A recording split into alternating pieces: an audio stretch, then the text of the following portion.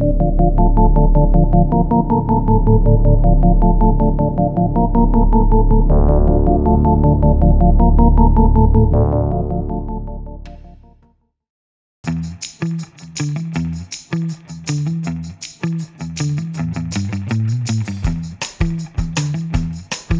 alumnos de Scala y Grepetavius, hoy vamos a empezar una sección, una lista de reproducción nueva que todavía no sé cómo la voy a titular, pero que cuando vosotros veáis el vídeo pues ya seguramente se me haya ocurrido pues algún título, ¿vale?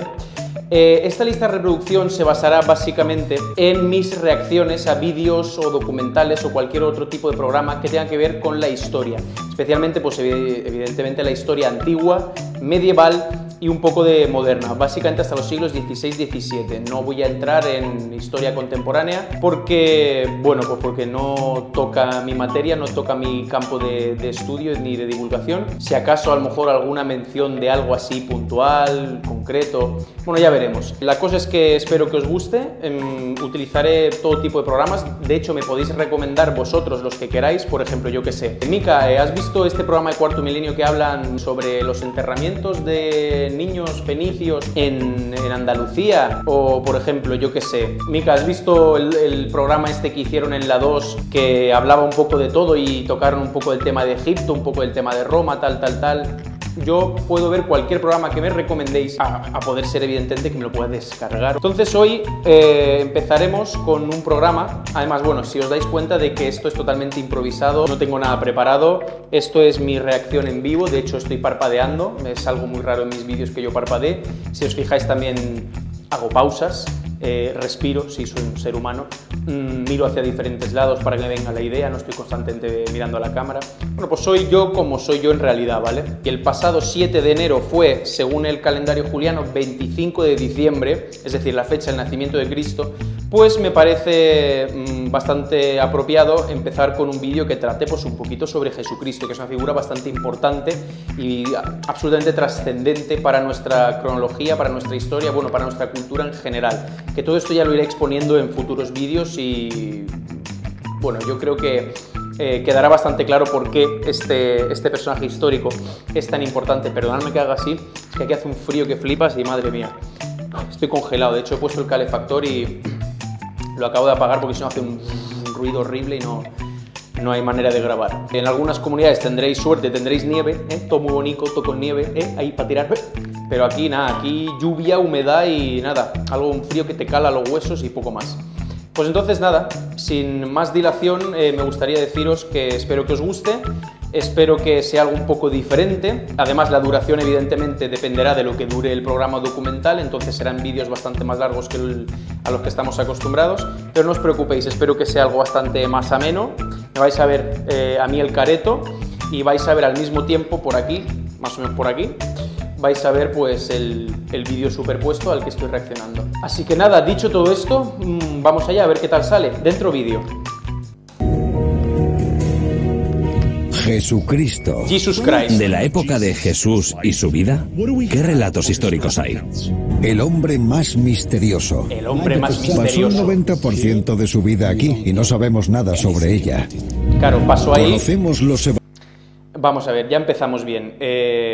Pasó todo el 90% de su vida aquí. Ya veréis en futuros vídeos que os explicaré que esto no es así del todo, que la vida de Jesucristo no tiene nada que ver con la actual Israel y la actual Palestina. Además, cuando esta persona afirma que pasó el 90% de su vida aquí, no estoy seguro porque es la primera vez que estoy viendo este documental, no lo he visto antes. Entonces, no quiero adelantar nada, a no ser que luego sí que nos vaya diciendo un poquito de en qué se basan para decir que pasó el 90% de su vida aquí. Pero si no lo hace, ya os digo que pruebas pocas. Y ya os iré comentando en futuros vídeos por qué. De hecho, os explicaré cómo se puede calcular la fecha de su nacimiento, cómo se puede saber dónde vivió, cómo se puede saber quién fue, y no me refiero solo a su personalidad, es decir, al sujeto, ¿no?, de quién fue Jesucristo, a la persona, sino al cargo, porque todo el mundo piensa que Jesucristo pues, fue el hijo de un carpintero pobre y que vivió pues, en desérticas regiones del Levante sirio-palestino, y no tiene nada que ver. No tiene nada que ver y además, bueno, es que no quiero desvelaros nada, ¿vale? Entonces, por ahora solo deciros que esta afirmación que acaba de hacer, poca validez. vamos a ver más adelante lo que va diciendo. Perdonadme por extenderme tanto, es la primera vez que estoy haciendo esto, así que no quiero enrollarme más. Evangelios. Es un lugar muy sagrado, no se permite la entrada a nadie. Es increíble. Pero ¿dónde nació en realidad? Esa persona no tiene ni idea de que Jesús podría haber nacido justo aquí. ¿Podría ser aquí? Claro, podría ser aquí. Mira, ¿ves la piedra esta? Aquí. Estamos aquí al lado de un camino por el que pasan coches, que habrá cambiado 1000 veces porque es un camino, pero aquí, fue aquí donde nació. Esa persona es... tú, que estás pasando por ahí, ¿a que no sabes que por dónde has pasado es donde nació Jesucristo? Pues, madre mía, por favor, que no sabías. Ahí, justo ahí nació. En fin, sigamos. ¿Quién dijo que la arqueología era aburrida? Hombre, la arqueología divertida igual es para los que les gusta, ¿no? Pero es que lo que hace este hombre no es arqueología. O sea, él lo que está haciendo es básicamente un oficio de aventurero o de, yo qué sé, de aventurero, básicamente. Básicamente está haciendo de aventurero. De arqueología, esto tiene poco. Es aterrador. ¡Ay, madre! ¡Vaya, mirad! Hay calaveras y huesos apilados. ¡Madre mía! La gente muere y sus huesos aparecen en algún lugar. Cuidado. Una semana antes. Una semana Nueva antes. New York. ¿Quién era el Cristo histórico? Ojo, me encanta la ambientación de este tío porque la verdad es que sí, hablo desde la envidia sana, porque la verdad es que tiene multicosas, multicachivachicos que, pues puestos así, como que dan un aspecto como de gran profesional, ¿no? Es como muy Indiana Jones, ¿no? Jesucristo. Puede que os suene de algo. La figura principal Un poquito, nos suena un poquito nada más. de la mayor religión del planeta, venerado por más de 2.000 millones de personas. Su historia está repleta de milagros, pero también de misterios, sobre todo la primera parte de su vida. De hecho, en los 30 años entre su nacimiento y su bautismo, no hay prácticamente nada escrito sobre la persona más influyente de la historia. Esto, si bien es cierto, tiene una trampa, y ahora os explico por qué. No sabemos nada hasta los 30 años de Jesucristo, porque los Evangelios, que es un texto sagrado, es un texto religioso, hizo hincapié en la labor reformadora política de Jesucristo, no tanto en su vida anterior, porque no lo consideraba necesario. Pero ahora bien, ¿existen otras crónicas que hablen de Jesucristo que no sean religiosas? Esa es la buena pregunta. Es más, como ya os dije en uno de mis anteriores vídeos, que os lo dejo por aquí, antiguamente los nombres, primero que significaban algo literalmente. O sea, yo por ejemplo me llamo Micael, ¿no? Pero Micael significa quien es como Dios, o el de la familia de Dios, o el que se asemeja a Dios, o lo que sea. Entonces, antiguamente los nombres, o sea, tú ahora dices, por ejemplo, Kevin, ¿no? Alguien que se llame Kevin, tú no sabes ni lo que significa Kevin, ni Kevin, y ya está, un nombre. Pero antiguamente la gente entendía, porque normalmente los nombres eran de la región, o sea, muy poco probable que alguno de vuestros abuelos se llamase Kevin, a no ser que fuese extranjero. La moda está de poner nombres extranjeros a tus hijos, pues realmente bastante reciente. Antiguamente se ponían nombres pues o del abuelo, de la abuela, o relacionados con algún santo, y eran locales, muy locales. Entonces la gente entendía a qué hacía referencia este nombre. Entonces, una misma persona, puesto que eran, por así decirlo, como sobrenombres más que nombres, una especie de apodos, las personas podían tener varios nombres. Dependiendo de la región en la que estuviesen o donde se escribiese sobre ellos, podían tener varios nombres, que esto ya lo dije en el vídeo este que os dejo aquí. ¿Qué es lo que ocurre? Que, por ejemplo, si en una crónica religiosa encontramos el nombre de Jesucristo, sabemos todos perfectamente que se refiere a Jesucristo, Jesús de Nazaret, etcétera, etcétera, este personaje tan singular. Ahora bien, puede ser que en otra crónica de carácter secular, es decir, civil, no religioso, esta figura, durante su adolescencia y primeros años de etapa adulta, hubiese quedado registrada con otro nombre. Quedaros con eso. Pero ahora, expertos armados con nuevas tecnologías están empezando a desentrañar los secretos de Jesús. Un arqueólogo cree haber descubierto algo que podría cambiar todo lo que sabemos sobre su nacimiento. Historiadores bíblicos creen que los secretos enterrados en los evangelios podrían arrojar algo de luz a los años perdidos de su infancia. Me dirijo a Tierra Santa en una expedición tanto humana como divina, examinando pistas y reliquias en los sitios más sagrados de la cristiandad. Espero descubrir la historia del auténtico origen de Jesús. Me llamo Josh Gates. ¡Mira! Soy un explorador y aventurero. ¡Es eso! Bueno, menos mal, no ha dicho que es arqueólogo. Pero a mí lo que me gusta siempre es la estética. O sea, por Dios, no me digáis que no os recuerda a un intento un poco rancio de imitación de Indiana Jones. Bueno, de hecho, yo creo que casi todos los aventureros que van a descubrir algo tienen que ir vestidos así. Es decir, el típico sombrerito este de piel estilo vaquero, la típica camisa o beige o marrón o así un color indeterminado en plan así color tirita, con unas botas evidentemente también pues así de montaña. Bueno, las botas sí que tendrían un poquito de sentido pues por los terrenos en los que se mueven escarpados así un poquito con piedra y tal. Pero bueno, el aspecto en general es muy peliculero. A ver, bueno, evidentemente los anglosajones son expertos en eso, en el espectáculo. Quiero decir que un tío que vaya vestido un poquito diferente como que no da el pego de gran explorador, ¿no? Y sobre todo de arqueólogo. Que bueno, que todos sabéis que Indiana Jones también supuestamente en las películas es arqueólogo y la arqueología que hace él, nanay de la China. O sea, no tiene nada que ver con la arqueología. Eso de llegar pim, pam, pum, alas, látigo aquí, tiro una piedra, pego un tiro, yo qué sé, tío, me peleo con el malo y de repente hago así, ahí, rompo una piedra, hago un agujero, un butrón en una pared y descubro la cámara de un tesoro. No, esas cosas no ocurren y si ocurren normalmente, pues yo qué sé, es una entre un millón o posiblemente un fraude. Como por ejemplo, y esto ya es un adelanto, la famosa tumba de Tutankamón descubierta por Howard Carter, que ya os explicaré en alguno de mis futuros vídeos de que, bueno, pues es una farsa bastante bien orquestada. Pero bueno, eso ya es otro tema. Sigamos viendo esto. Además de alguien con tendencia a terminar en situaciones muy extrañas. Tengo un título de arqueología y una gran pasión por lo inexplicado. Viajo a los confines de la Tierra mientras investigo las grandes leyendas de la historia. ¡A toda velocidad! Esto es Expedición al Pasado.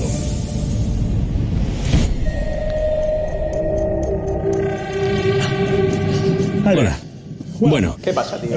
A primera vista podría estar en cualquier sitio. En el sótano de alguien o en el alcantarillado de cualquier ciudad. Y en cierto modo sería cierto, porque durante años se creyó que los túneles que tengo debajo solo servían para drenar el agua de lluvia, pero desde entonces los arqueólogos han descubierto varias capas de historia, de tiempos bíblicos hasta llegar al mundo moderno.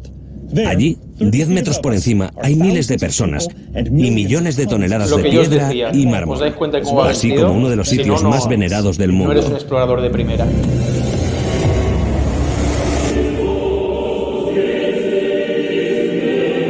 Iglesia del Santo Sepulcro, Israel. Bienvenidos a la Iglesia del Santo Sepulcro en Jerusalén, el santuario cristiano más sagrado de la tierra. Primera parada, y lo siento por hacer tanto pause, pero es que aquí a cada paso se ve que tengo que comentar algo. La iglesia Santo Sepulcro, esta, que conocemos hoy en día, la gente se cree que estuvo ahí siempre, que está en un lugar, pues yo qué sé, que era conocido desde siempre, pero no, no es así. Esta iglesia se erigió prácticamente en su totalidad, ahora mismo no recuerdo bien, esto lo explicaré en futuros vídeos también. No sé si incluso los cimientos, o sea, la primera piedra se puso en el siglo XIX o la mayor parte fue construida en el siglo XIX. Esto se debió cuando las tropas napoleónicas, a finales del siglo XVIII, lucharon contra los otomanos y entraron en el territorio de la actual Palestina, la actual Israel.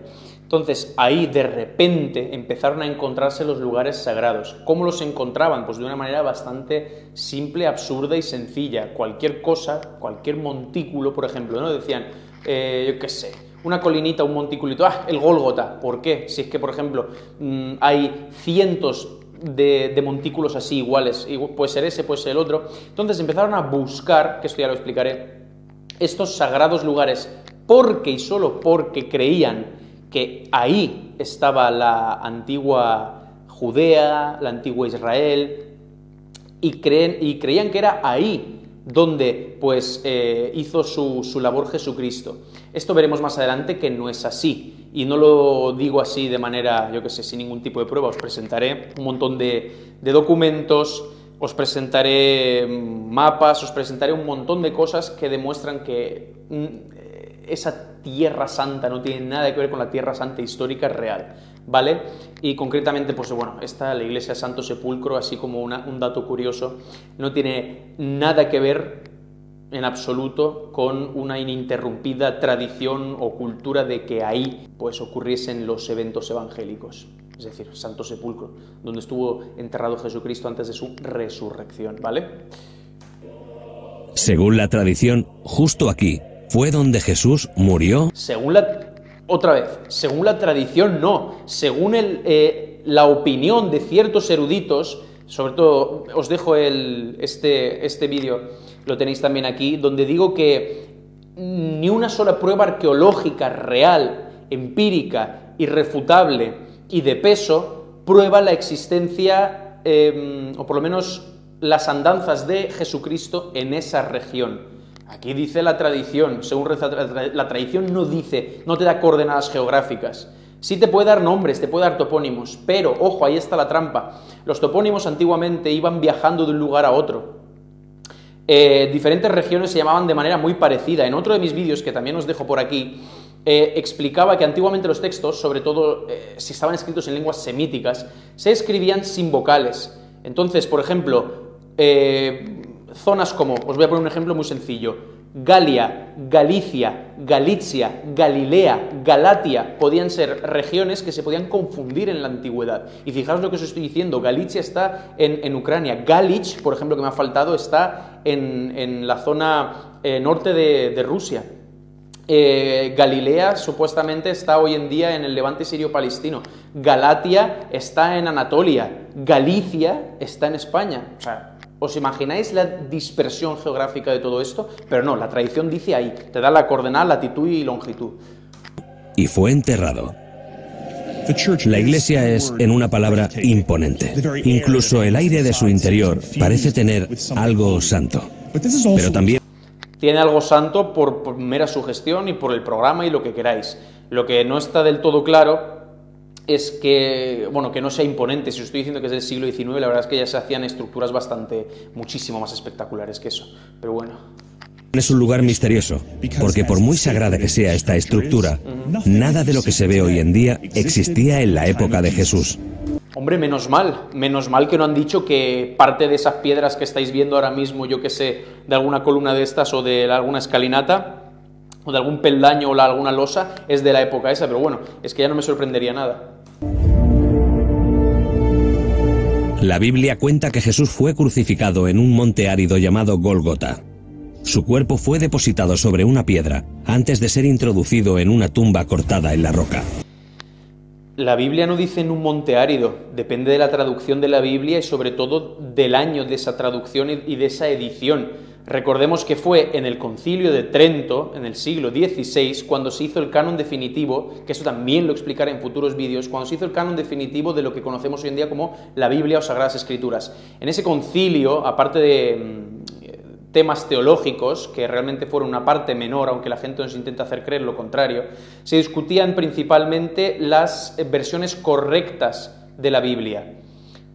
Todo aquello que no concordaba lo hacían concordar a la fuerza y si no podían encajarlo en su relato, pues destruido y a tomar por saco.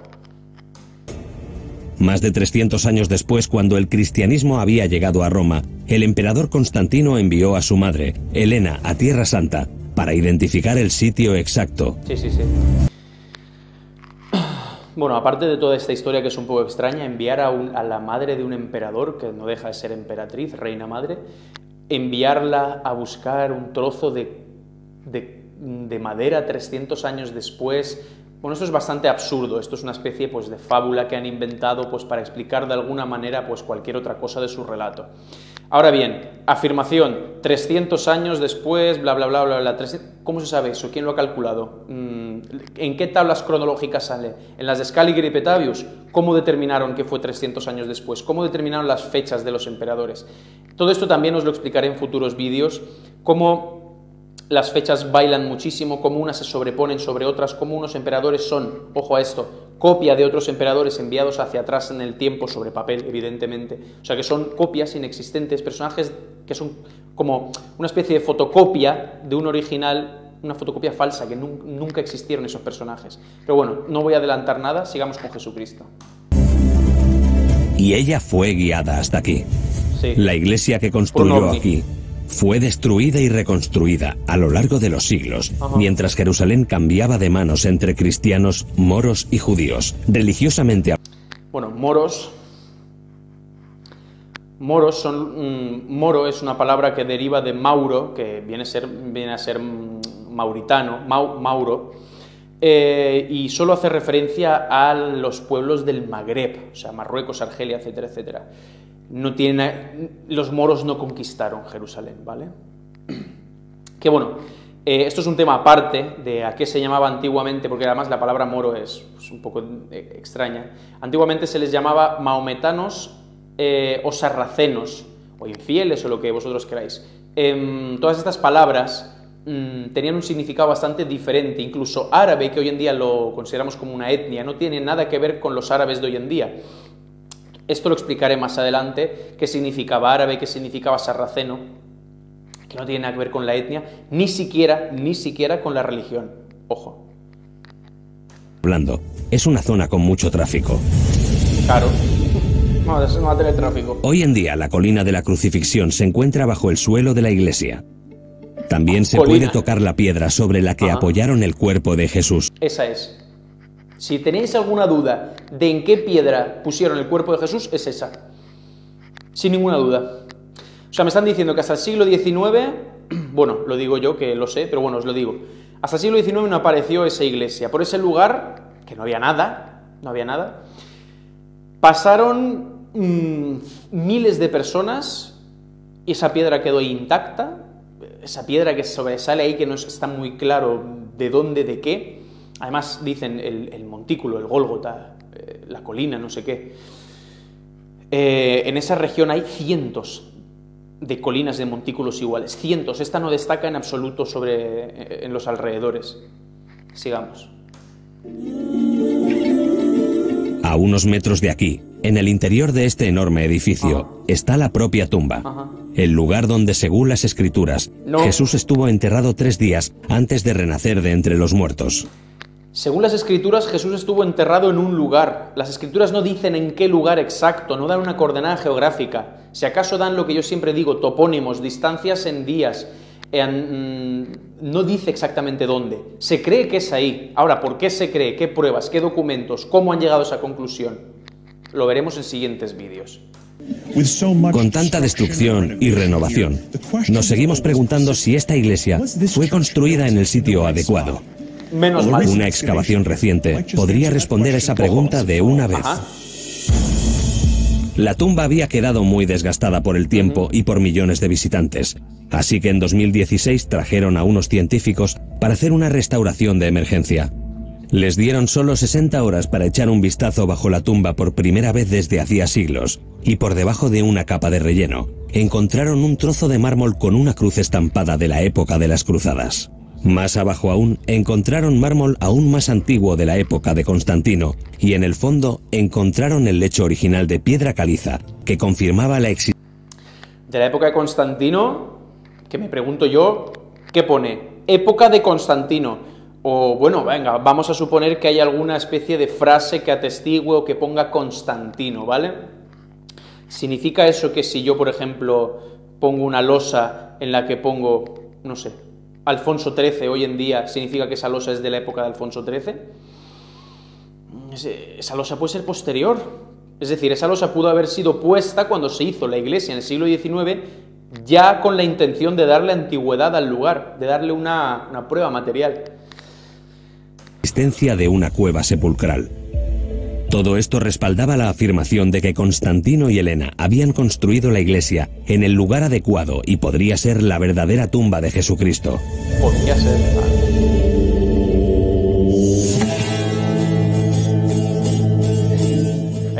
Jerusalén, Israel. Salgo al laberinto que es la ciudad vieja, más allá de las multitudes de peregrinos en la Vía Dolorosa. Después de haber visto cómo la arqueología... Ahí está, miradlo, el Indiana Jones con unos kilitos de más. Ciudad vieja, por llamarla de alguna manera, porque ninguna construcción que hay hoy en día en Jerusalén, ninguna, repito, ninguna, es anterior al medievo. Así que, bueno, quedo como un poco en el aire de que esta ciudad sea realmente tan antigua.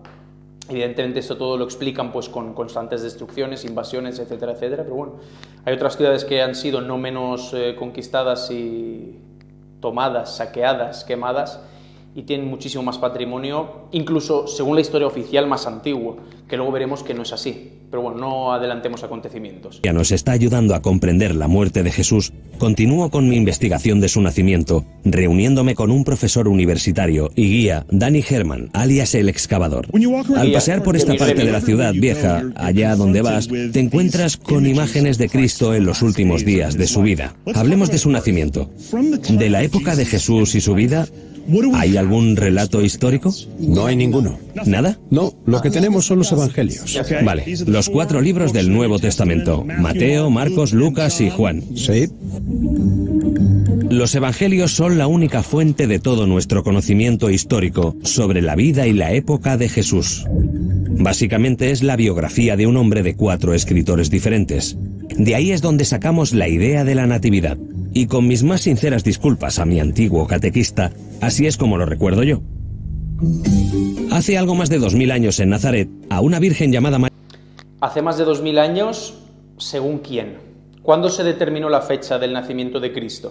De esto ya he hablado en algunos de mis anteriores vídeos, que lo dejo por aquí, que fue, por ejemplo, Dionisio el Exiguo, supuestamente, en el siglo VI, el que más o menos intentó establecer por primera vez la fecha del nacimiento de Cristo. Primero calculó cuándo fue crucificado, descontó 33 años hacia atrás y más o menos pues dijo cuándo pudo haber nacido.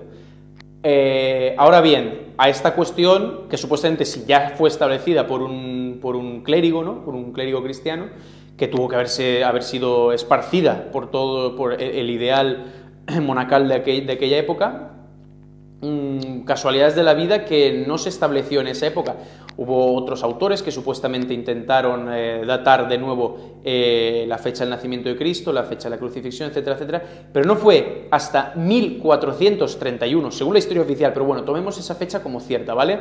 No fue hasta 1431 que la Cancillería papal nunca jamás hasta esa fecha había puesto el cómputo Anno Domini, es decir, desde el nacimiento de Cristo. Antiguamente las fechas se establecían o se ponían utilizando otros métodos, como por ejemplo la era bizantina, que también explico en uno de mis anteriores vídeos. De hecho, os recomiendo que veáis toda la serie de mis vídeos, que son 14 creo, que se llama Problemas de la cronología histórica. Os lo dejo en la descripción, ¿vale? Os dejo el enlace de toda la lista. Entonces estamos diciendo que un monje en el siglo VI estableció supuestamente cuándo nació Jesucristo, luego eso se volvió a discutir en siglos posteriores, pero no fue hasta el siglo XV, es decir, 9 siglos después, una locura, que se empezó a utilizar esa fecha de manera oficial. ¿Qué pasa? ¿Que no se ponían de acuerdo? Es decir, si ya un monje dijo que fue hace 2000 años, y eso luego se recomprobó varias veces, ¿por qué no se estableció? ¿Será que ese monje no estableció nada? ¿Será que ese monje quizás no sea esa persona o nunca existiera? De esto ya hablaremos más adelante sobre quién fue, por ejemplo, Dionisio el Exiguo realmente y cuándo se estableció la fecha del nacimiento de Cristo realmente, cuándo fue ya pactada, consolidada, normativizada y normalizada. Acerca de los otros métodos como la era bizantina y sobre todo el indictión, que es una cosa interesantísima, esto ya lo explicaré en futuros vídeos. Que, por cierto, con eso se puede desmentir la fecha oficial del nacimiento de Cristo, que no fue, ya os adelanto, hace 2000, ahora 21 años. No fue hace 2021 años, sino que fue hace muchísimo menos. Pero bueno, sigamos con esto. María la despierta en mitad de la noche el arcángel Gabriel. la versión bíblica de un test de embarazo, que le dice que está encinta y que el padre es, ya sabéis, Dios. Ella se toma la noticia sorprendentemente bien, igual que su marido, un hombre muy comprensivo llamado José. Por desgracia, es un mal momento porque justo en la fecha que nacerá el bebé, el emperador romano César Augusto ordena realizar un censo tributario que requiere que todos los ciudadanos sean contados en su ciudad natal. Malditos impuestos. Como José era del pequeño pueblo de Belén, y esa información de que intenta realizar un censo la sabemos por las fuentes de... Ahora habrá alguno que me pondrá, bueno, eso se sabe por el documento tal, por el historiador tal, por el cronista tal, y yo siempre os digo, ¿cómo se han datado esas fuentes?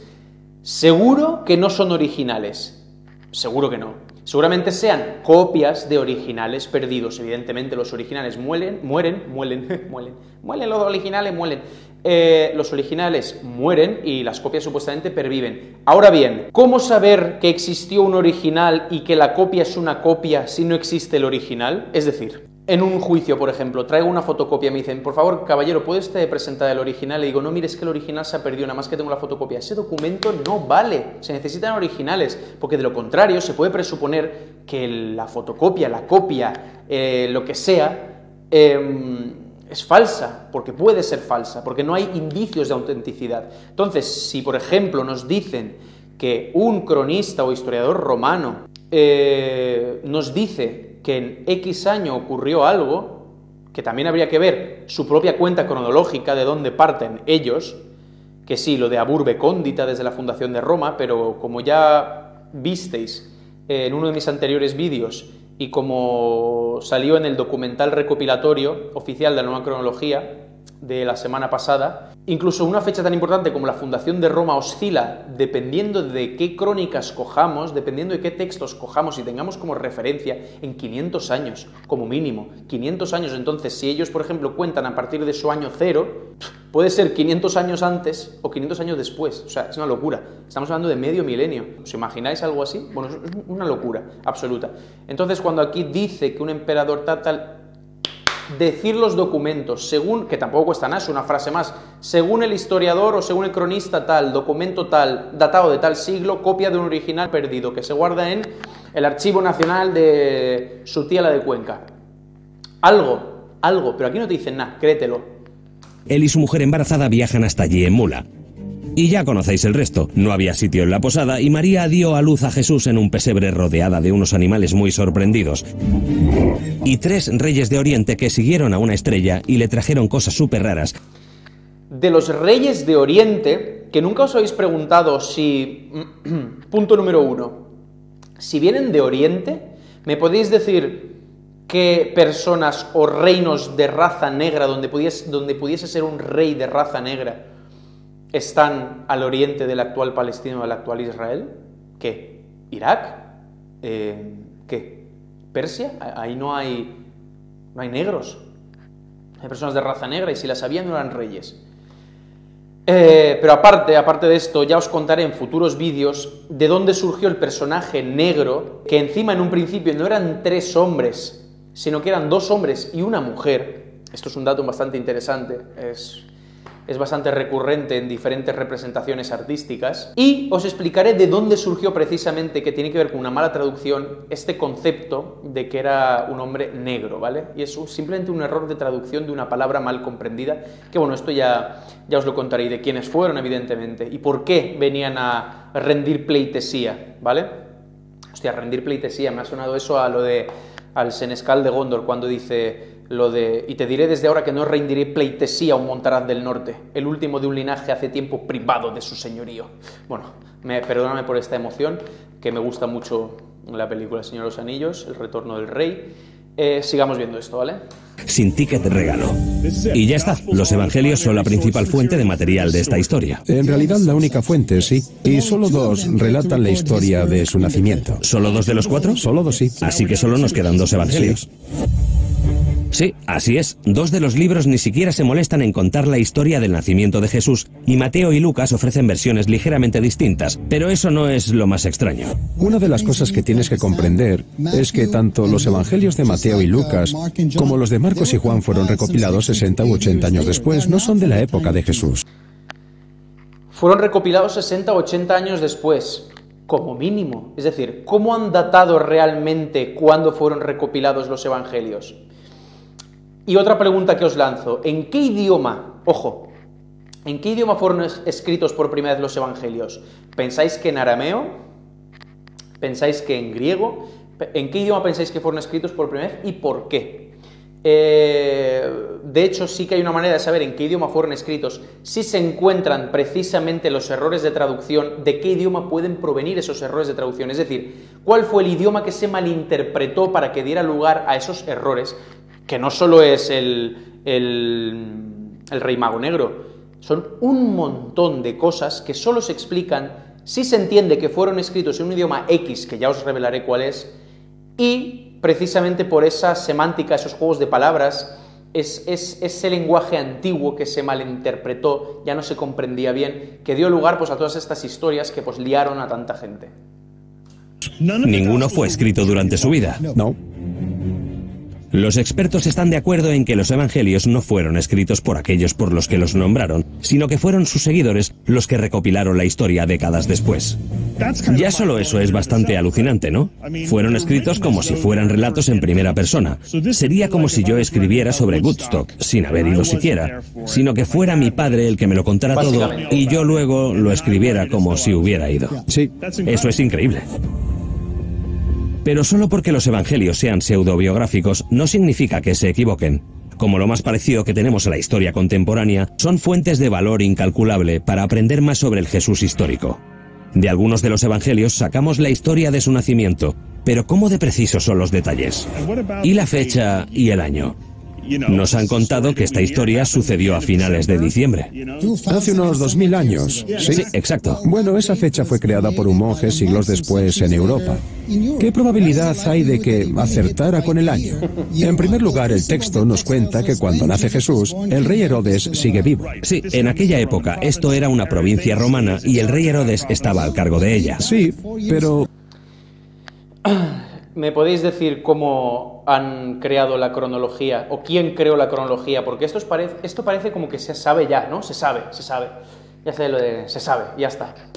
¿Quién creó por primera vez la cronología romana? De esto hablé en uno de mis anteriores vídeos, pero de manera muy sucinta, muy brevemente. Esto lo expondré también en futuros vídeos. No hay ni una sola fuente de los Fasti Consulari, primero que sea de su época, y segundo que esté completa, tercero que dé fechas exactas, concretas, precisas, unívocas. Entonces, primero tenemos, si os fijáis, que la vida de Cristo, el momento de su nacimiento, se relaciona con una cronología romana. Ahora imaginar que esa cronología romana cambia por X motivos, ya sea por el vaivén ese de 500 años, ya sea por X motivos que, bueno, no entraré ahora en esos detalles. Si eso cambia, cambia también la fecha del nacimiento de Cristo. Pero, es que la fecha del nacimiento de Cristo es independiente a esta cronología romana. Se puede calcular utilizando métodos empíricos, matemático-estadísticos y astronómicos. De estos hablaré en futuros vídeos. Pero es independiente, no es necesario ligarlo a la cronología romana. Es más, la cronología romana, que es totalmente imprecisa e imperfecta, por mucho que os aseguren lo contrario en libros, documentales y aulas, que en cualquier debate con cualquier profesor de historia yo podría, con 5 preguntas, dejarlo un poquito así, por así decirlo, sin saber muy bien qué responder, y siempre me remitiría pues a lo mismo, o algún trabajo de algún predecesor suyo, o a saber a qué, ¿vale? Entonces, tenemos que relacionar la vida, el nacimiento de Cristo y su vida, con un rey, que sabemos que fue gobernante de la provincia de Judea en tiempos del emperador tal, que sabemos que vivió en tal año porque tal y cual, porque sabemos bla, bla, bla, bla, bla. Pero que no sabemos que esa cronología fue creada en los siglos XVI-XVII por 2 personas principalmente y evidentemente por toda una escuela que crearon posteriormente de sus seguidores, de sus discípulos, que eran Joseph Scaliger, como ya también comenté en uno de mis anteriores vídeos, y Dionysius Petavius o Denis Petau. ¿En qué se basaron ellos para crear todas estas cronologías? No solo esa, sino Grecia, etcétera, etcétera. Pues en cálculos astronómicos muy imprecisos en su época, utilizando crónicas que ellos creían que eran diferentes, que describían hechos diferentes, pero simplemente describían los mismos hechos de manera diferente, no hechos diferentes. Entonces, en vez de sobreponerse unos sobre otros, en vez de ser diferentes versiones de un mismo hecho, al no comprenderlo bien, todo esto se debe no solo a la hermenéutica, es decir, a la interpretación de los documentos, sino también a que, como ya he dicho, estaban escritos sin vocales, o el método de escritura era diferente, o las expresiones eran diferentes, o los cronistas eran de un bando o de otro. Entonces, en vez de situarlas una sobre otra, como una especie de pastel de capas, lo que hicieron fue, al pensar que son crónicas distintas, separarlas y ponerlas consecutivamente. ¿Con qué separación? Es decir, no empezaron a coger, venga, así en plan ladrillo, aquí, aquí, aquí, aquí, no. Como con esta historia le precede otra que sí conocemos, entonces la ponemos aquí. Ahora bien, entonces esta que se le parece pero es diferente, entonces ¿dónde la ubicamos? Surgieron corrimientos cronológicos de crónicas que describen lo mismo, pero que fueron situadas sistemáticamente a una distancia X, que también esto lo comentaré en futuros vídeos, unas de otras, alargando artificialmente la historia escrita. Murió 4 años antes, según los historiadores romanos.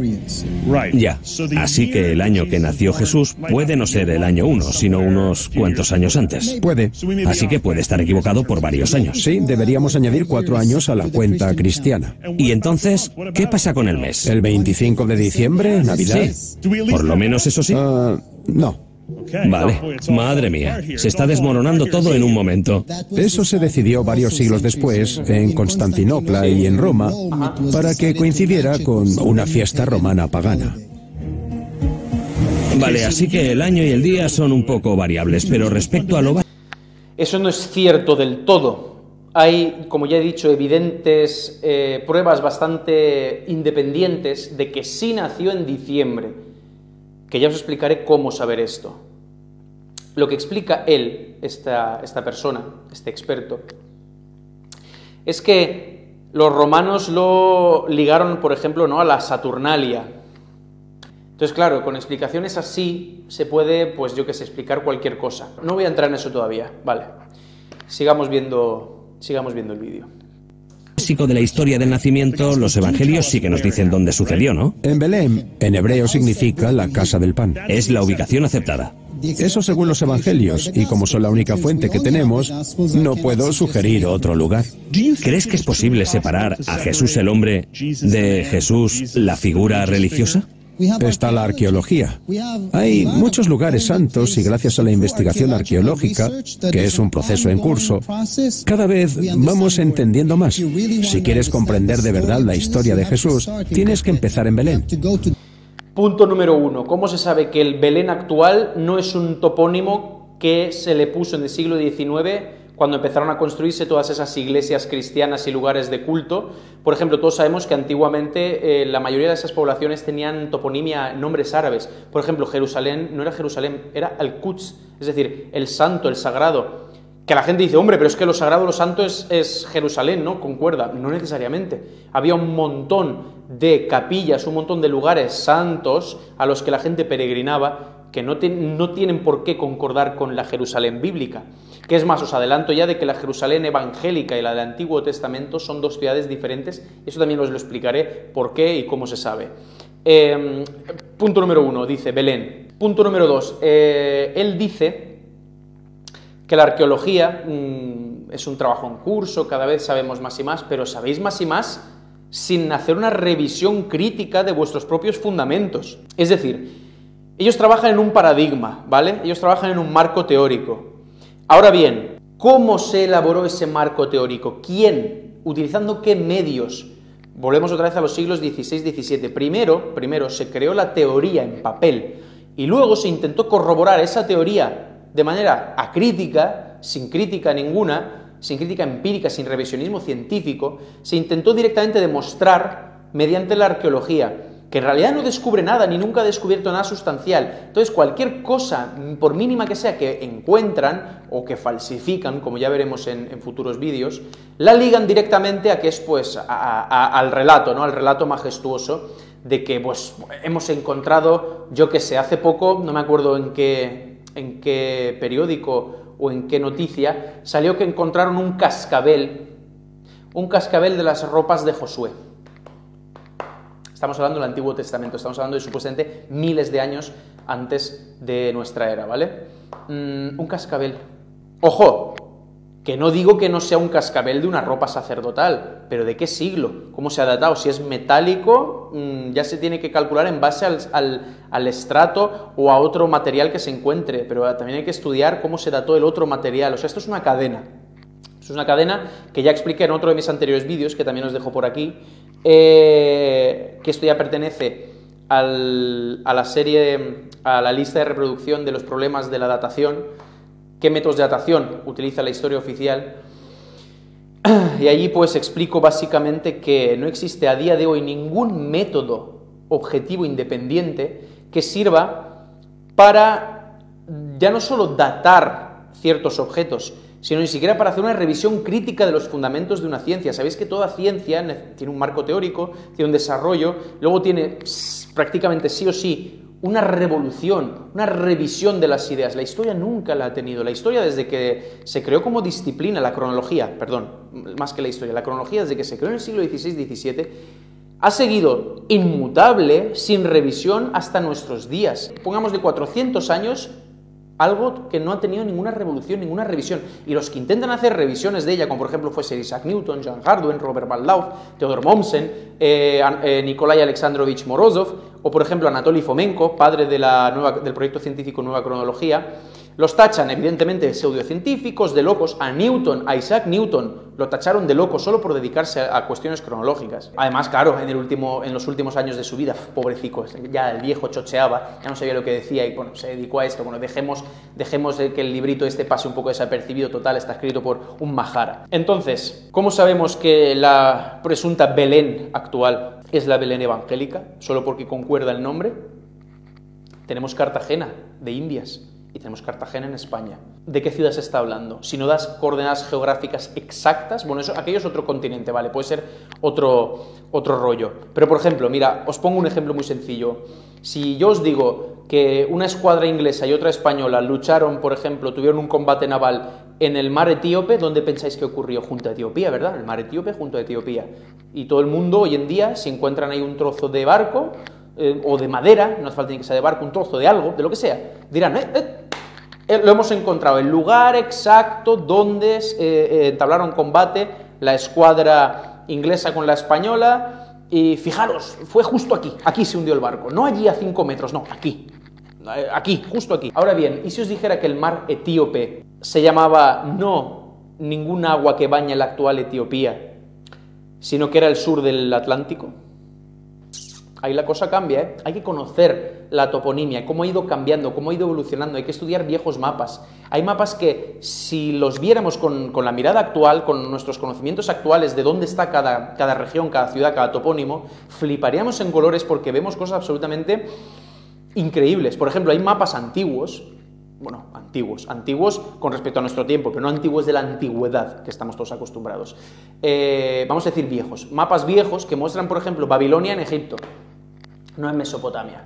Explicaros eso. Entonces, cuidado. Si quieres comprender de verdad la historia de Jesús, tienes que empezar en Belén.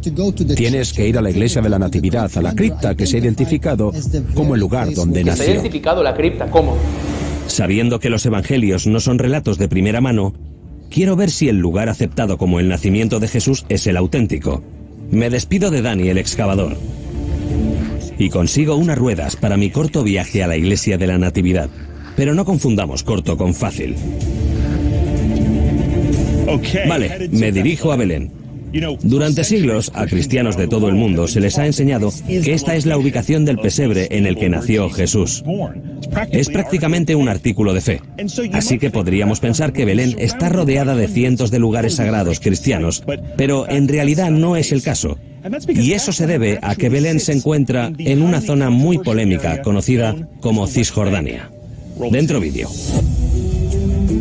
Cisjordania se refiere a un territorio de unos 5.000 kilómetros cuadrados que limita con la orilla oriental del río Jordán y se extiende hasta llegar a Jerusalén. Aunque su nombre es lo único en lo que la gente se pone de acuerdo. Es el centro de un conflicto de hace décadas entre israelíes y palestinos. Y como hablar de la política de Cisjordania es como caminar por arenas movedizas, solo diré esto. Estoy deseando que llegue un día en que el control militar al que me estoy aproximando sea innecesario. Esta carretera es peligrosa para sus vidas. Vale. Bueno, peliculeo de este barato. Vale, estamos llegando al control. Un par de chicos judíos muy majos, con chalecos antibalas y armas automáticas. ¡Ay, madre! O sea, mientras toda esta basura está... Mientras toda esta basura está rodando para adelante, lo que nos Para están averiguar diciendo la verdad histórica sobre el lugar de nacimiento de Cristo, es que es una región conflictiva. Una región conflictiva en la que, pues bueno, ha habido pues mucho movimiento. Que sin embargo hay una ciudad que se ve que ha permanecido incólume todo este tiempo, inalterada, sin daños, y seguro que va a llegar a un sitio y va a decir que justo aquí ocurrió X cosa o estuvo X, o sea, ahí no ha cambiado nada. O sea, algo que está constantemente en agitación, pero no cambia nada, por el amor de Dios. me estoy acercando a la disputada frontera entre Israel y Cisjordania. Es un buen momento para tener marcado el número de la embajada estadounidense. Vale, estamos llegando al control.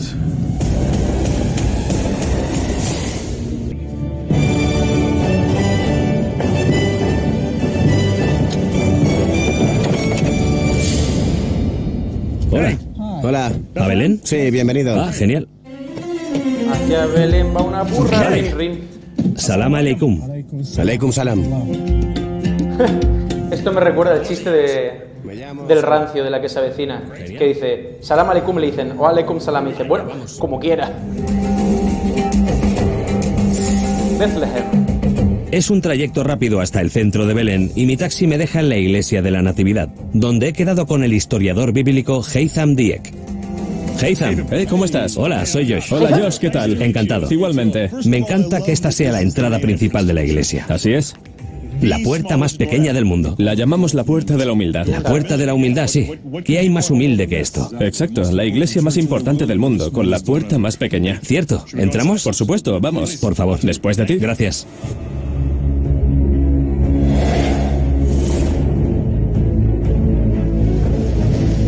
Es preciosa. Esta es la iglesia más antigua que sigue en pie en Tierra Santa, y dicen que está construida en el lugar exacto del nacimiento de Jesucristo, como la iglesia del Santo Sepulcro en Jerusalén. ¿Cómo se ha datado? Esta frase la escucharéis mucho en mi canal, en mis redes sociales, y si habláis personalmente conmigo, y lo escucháis constantemente. ¿Cómo se ha datado para decir que es... Bueno, a ver, cuidado, tiene truco, ¿eh? Una de las más antiguas, si el resto, por ejemplo, son del siglo XIX, pues si esta es de finales del XVIII, pues sí, hostias. Puede ser una de las más antiguas. Ahora bien, si me dicen que esta iglesia tiene... ¿cuánto? Podéis buscarlo si queréis. ¿Cómo lo han datado? Se lo tenemos que agradecer al emperador Constantino. Claro. La última vez que vine fue para buscar pistas sobre el paradero de la Vera Cruz. Ahora Haytham nos ha conseguido permiso para acceder a Voy a ver si encuentro ese programa, porque ese también tiene que tener tela. otra parte de la iglesia que podría darnos más información sobre la época del propio Jesús. He estado en esta iglesia no hace tanto tiempo y no se parecía nada a esto. Totalmente distinta. La última vez estaba ahí arriba, Sí. en un andamio.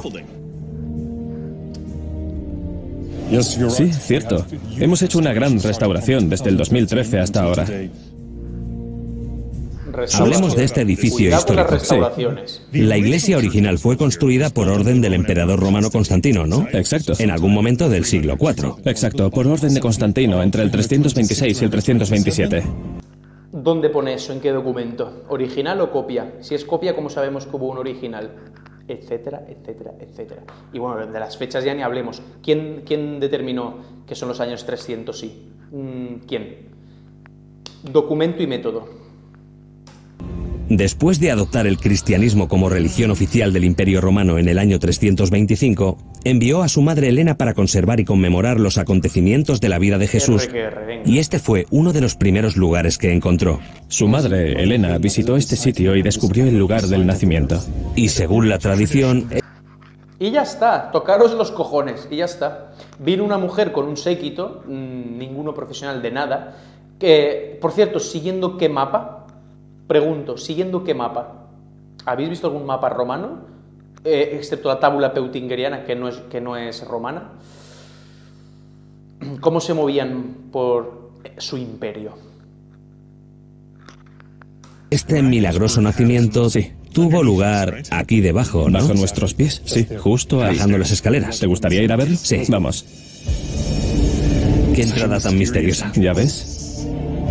Heitham me lleva a los antiguos escalones de piedra que dan al lugar que descubrió Elena. El supuesto lugar de la natividad.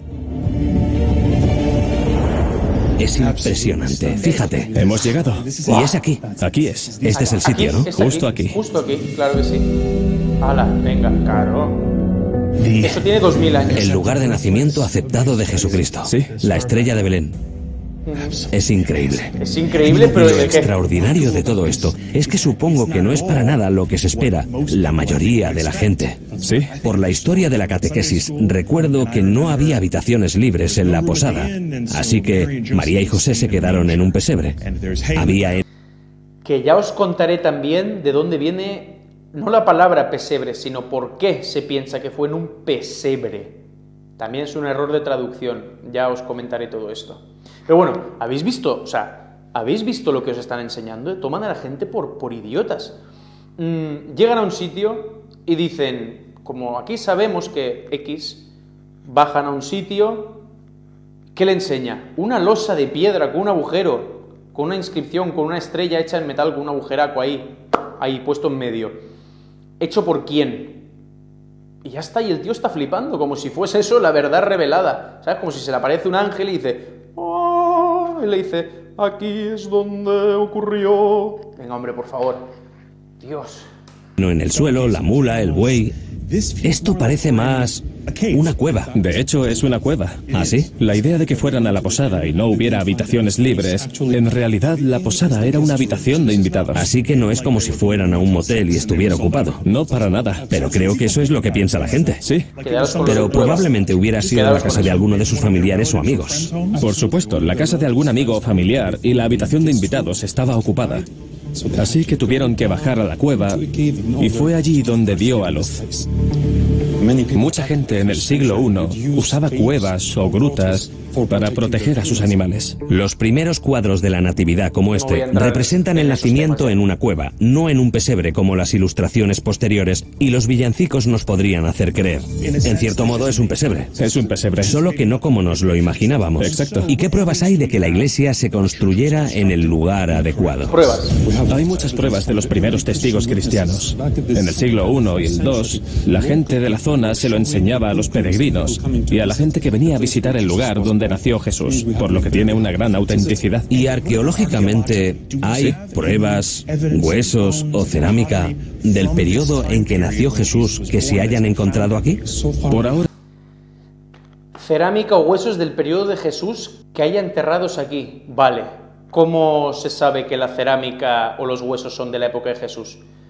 Por el estrato. El estrato no te dice realmente nada, salvo cuál es anterior y cuál es posterior. No te da una fecha absoluta. Tienes que encontrar algo en ese estrato que te indique con bastante fiabilidad, con bastante grado de exactitud, de qué fecha estamos hablando. Un hueso, si se le puede practicar, por ejemplo, el carbono 14, ya sabemos que no es efectivo, como expliqué en otro de mis anteriores vídeos. Y puesto que ya no me caben más tarjetas, os lo dejo en la descripción. Creo que no me caben más, creo que son 5. Sí, bueno. O aquí o en la descripción os dejo el enlace o la tarjeta. El carbono 14 da errores, por mucho que os digan lo contrario, porque es mentira.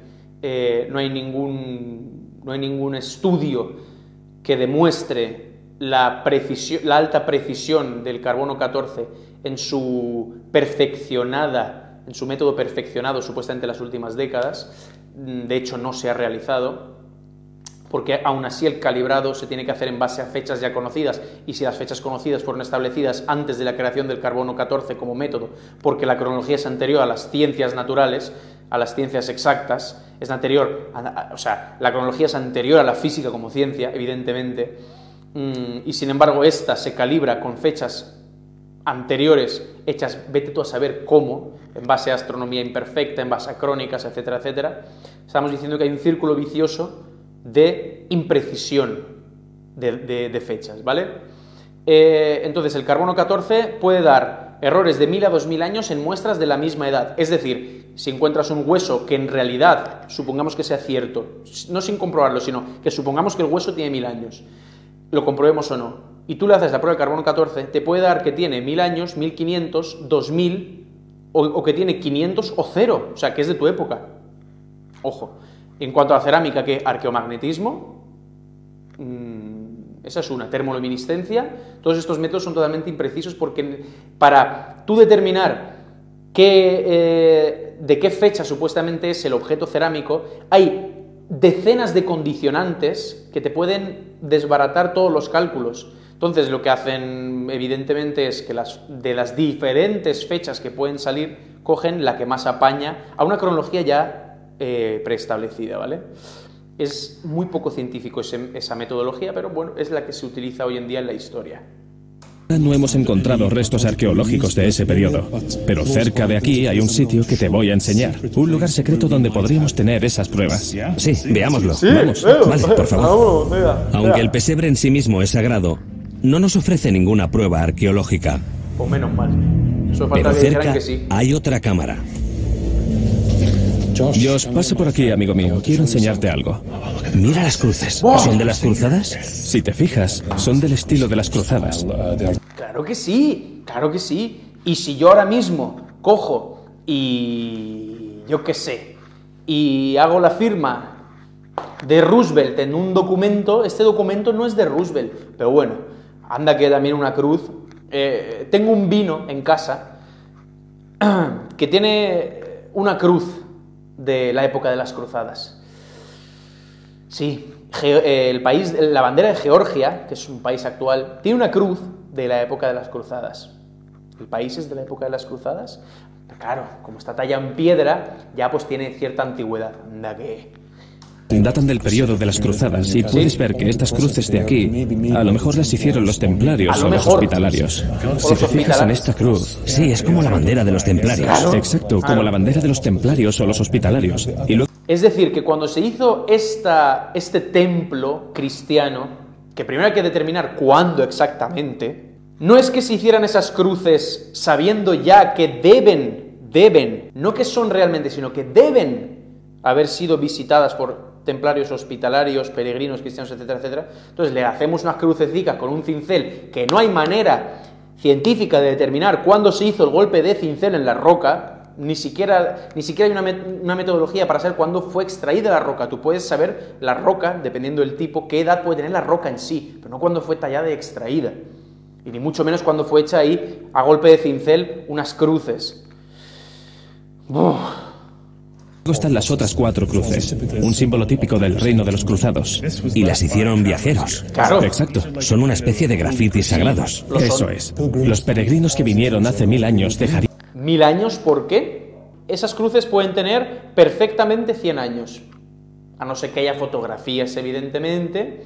Entonces tenemos que remontarnos a ver si hay la fotografía más antigua que se conserve. Y entonces solo podríamos afirmar que hasta X año hacia atrás en el tiempo las cruces ya estaban, pero no podemos saber cuándo exactamente fueron talladas.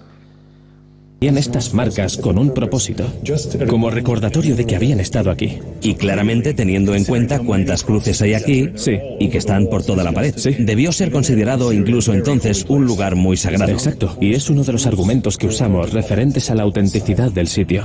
Tocaros los cojones, es decir, no ninguna otra prueba arqueológica fidedigna, empírica, lo que queráis, que sirva para demostrar, no un documento, que también hay que ver cuál es su autenticidad, nada de peso, unas cruces talladas en un sitio santo, sagrado, que si cada peregrino empieza a tallar una crucecita, de esa, además con cincel, ¿qué pasa? Que los peregrinos entran ahí con cinceles y martillos. Yo soy el que custodia, el abad o lo que sea, el que custodia un templo, y veo a un tío entrar con cinceles y, a no ser que lo lleven escondidos, en cuyo caso, pero yo qué sé, no había gente que acompañase a estas personas. Seguramente tendría que haber un guía o algún supervisor que viese qué hace esta gente ahí, porque igual te puede venir un peregrino, que te puede venir un saboteador, un ladrón, o vete tú a saber qué. Vale, a lo mejor no les cacheaban. Venga, supongamos que pasan el cincel y el martillo. ¿Todos los peregrinos? ¿O lo llevaba uno y decía, chicos, que yo tengo un cincel y un martillico, ¿vale? Venirse conmigo, que le hacemos unas marquicas ahí en la roquica. Hombre, por favor. Y ese es el argumento de peso, unas cruces talladas de vete tú a saber cuándo, que pueden tener lo que yo digo, 100, 150, 200, 300, bueno, 300 no, 200 años. Pueden tener 200 años y ese es el argumento de peso para decir la autenticidad del templo. Tócate los cojones, o sea, es... bueno. Vale, ¿y dónde lleva? Bueno, sigamos. Sí, vamos.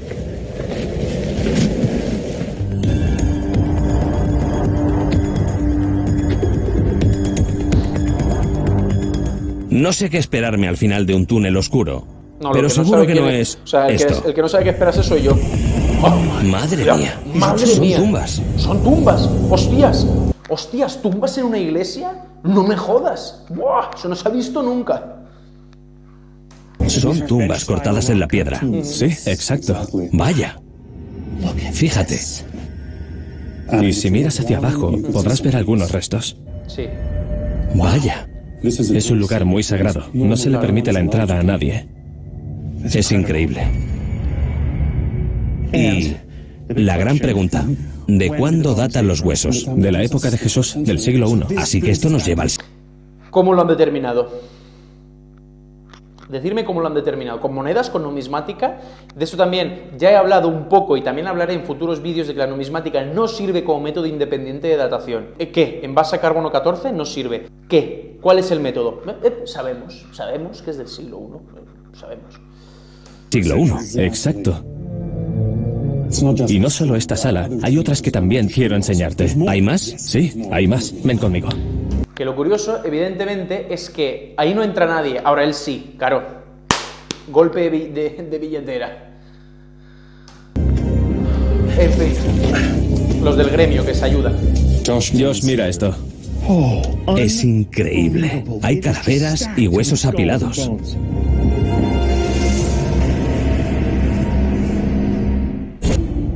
Bajo la iglesia de la Natividad en Belén, el experto bíblico Heitham Dieck cree poder demostrar que este es el auténtico lugar de nacimiento. Me apuesto lo que queráis a que el experto bíblico ni siquiera entiende de hermenéutica, de teoría de la probabilidad, no visualiza ni cuándo fueron escritas las Sagradas Escrituras, cuándo fueron compiladas, cuándo fueron canonizadas, qué interpretaciones puede tener si antiguamente el hebreo solo obtuvo vocales a partir de los masoretas, pero que tampoco está del todo claro si fue así. Antiguamente se escribía sin vocales, ni siquiera signos que la sustituyeran, lo que daba lugar a un montón de errores.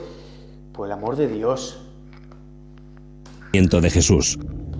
No se han encontrado pruebas arqueológicas definitivas para datar el sitio de la Natividad, pero en las profundidades del complejo me lleva a una zona restringida y un lugar asombroso. Esto es increíble. Mirad, hay calaveras y huesos apilados. Una cripta. ¿Cuánta gente hay aquí dentro? Hasta 2000. Hasta 2000. Sí. Esta cueva se llama la Cueva de los Santos Inocentes. Muchos creen que es la prueba de la masacre de Herodes. Esta historia sale del Evangelio de Mateo. Herodes, que era el rey de esta región para los romanos, estaba nervioso por una profecía del Antiguo Testamento sobre un niño de Belén que crecería para ser el auténtico rey de los judíos. Para atajar esta amenaza futura, Herodes ordenó a sus soldados que mataran a todos los niños varones de Belén menores de 2 años. La matanza resultante se conoce como la masacre de los inocentes. Aunque sea terrible planteárselo, muchos historiadores dudan de la veracidad de la historia porque la única fuente que se ha encontrado para un acontecimiento tan notable es el libro de Mateo.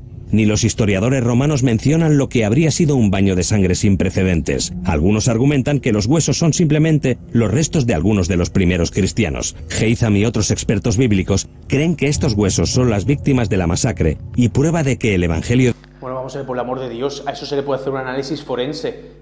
O sea, no hace falta saber qué edad tienen esos huesos, pero sí que se puede saber por la costura del cráneo. Es que ahora mismo no recuerdo las palabras técnicas, esto es antropología forense. Bueno, sí, por la estructura del cráneo, por cómo están cómo están cosidas las diferentes partes del cráneo, por su morfología, por su tipología, se puede saber qué edad tienen. O sea, si me están diciendo que a lo mejor ahí hay gente de 5 años, ponle, ¿no?, de 10 años, 12 años, 16 años, ya no concuerda de ninguna manera. Y si acaso todos fuesen niños, que sí que puede ser, pues anda que no ha habido motivos para que muriesen niños, por ejemplo, y tirados a una fosa común, porque todo esto está levantado sobre algo. Esto puede ser o falso, que los huesos hayan sido traídos ahí para darle veracidad al relato que ellos quieren vendernos. 2, que se levantase el templo encima de un enterramiento colectivo, una tumba colectiva, una fosa común.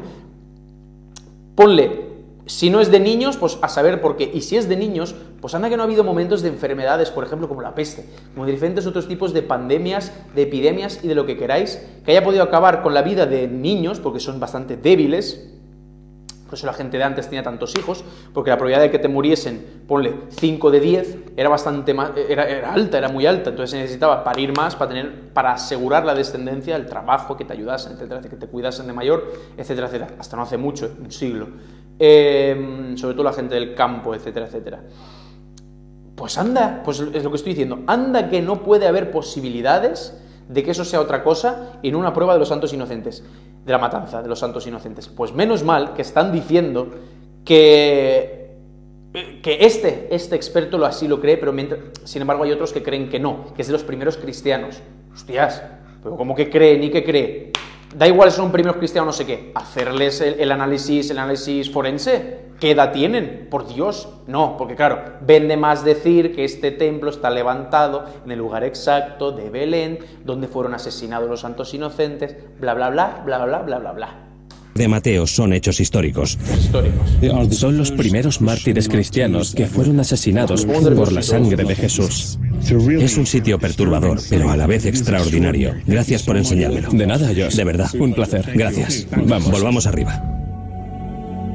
La Iglesia de la Natividad me ha ofrecido unas conexiones muy tentadoras con el siglo I, pero no hay ningún artefacto que la relacione directamente con Jesús, y los restos humanos no sirven como prueba. Sin embargo, la fe de Haytham es tan constante como la estrella que los Reyes Magos siguieron hace 2000 años. Pruebas. Empirismo. Al irme de Belén, decido tomar las riendas para poner a prueba la historia de la Natividad. Madre del amor hermoso.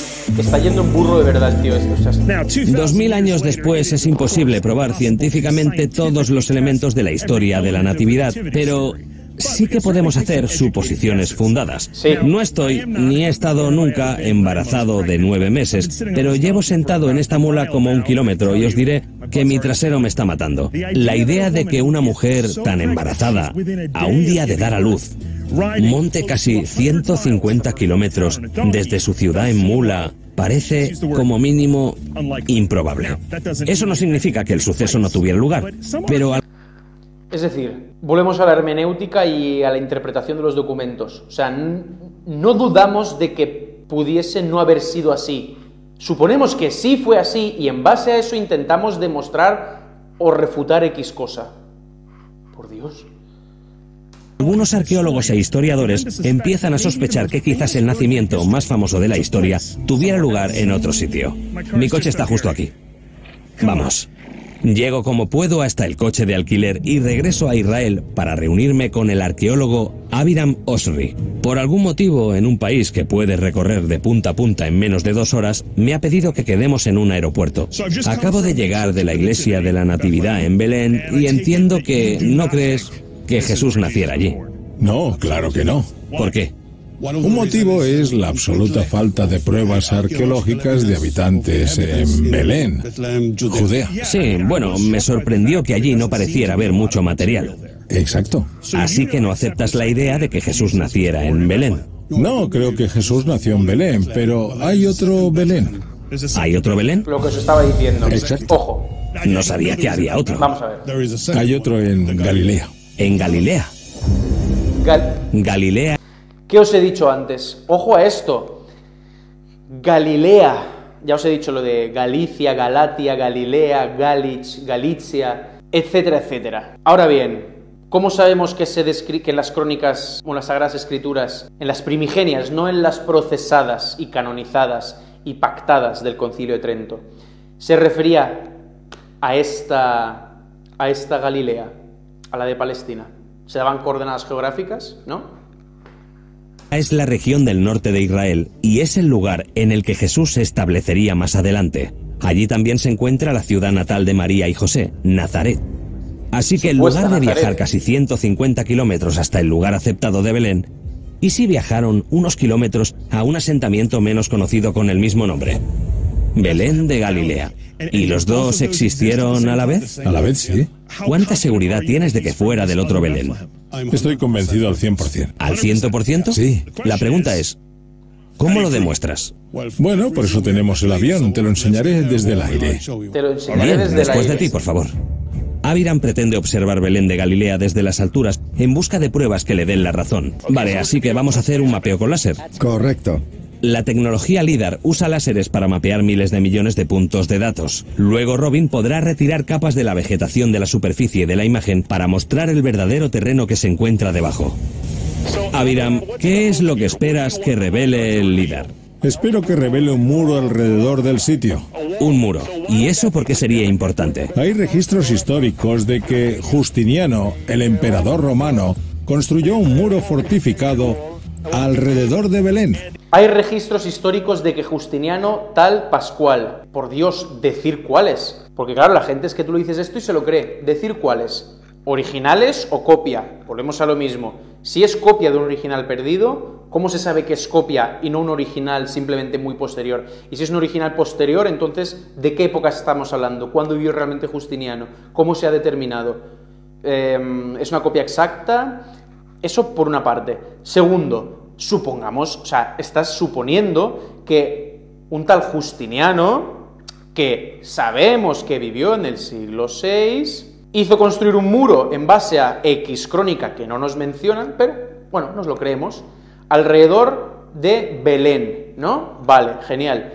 Si era una población tan pequeña, en plan una granjica, o no sé, yo qué sé, muy pocas casas, bueno, construir un muro tampoco creo que quedase en ninguna crónica la construcción de un muro en un asentamiento tan pequeño, a no ser, sí, que me dirán que, bueno, como era el lugar del nacimiento de Cristo, pues sí quedó registrado porque era súper famoso.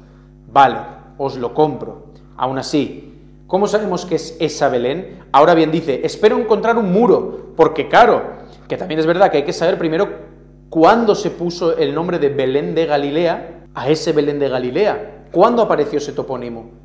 Hay que investigar mapas antiguos, hay que ver cuándo apareció ese topónimo.